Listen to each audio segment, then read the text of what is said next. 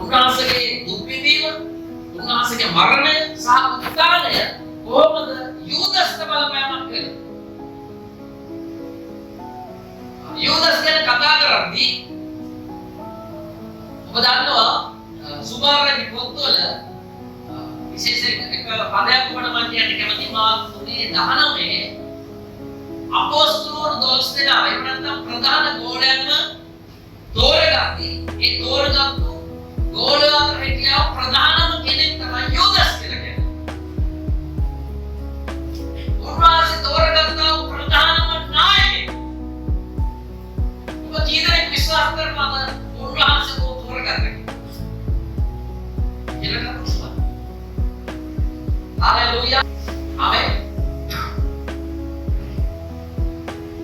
Namun ප්‍රේමවන්තයනි සමහර මිනිස්යන්ට උන්වහන්සේ උත්තරේ බලේ නැති වෙලා ඉන්නවා. හරි. මම මේ දැසත් දෙන ඔබට අභියෝගය තමයි ඔබ උත්තරේ කොහොස පාමුලට පැමිණෙන්නේ. ආමෙන්. අපි නිකන් ක්‍රිස්තියානි කාම වෙලා වැඩක් නැහැ. අපි නිකන් ජෝලික වෙලා ක්‍රිස්තියානි කාම වෙලා වැඩක් නැහැ. අපි තෝරගෙන යුදස් ඉස්කාරියෝත තෝරගත්තා උන්වහන්සේ. ප්‍රධාන කොට තෝරගත්තා. තෝරගෙන ලොකු පුටුවක ඉන්නවා උන්. හරිද? මොකද සේවය බාර දුන්නා.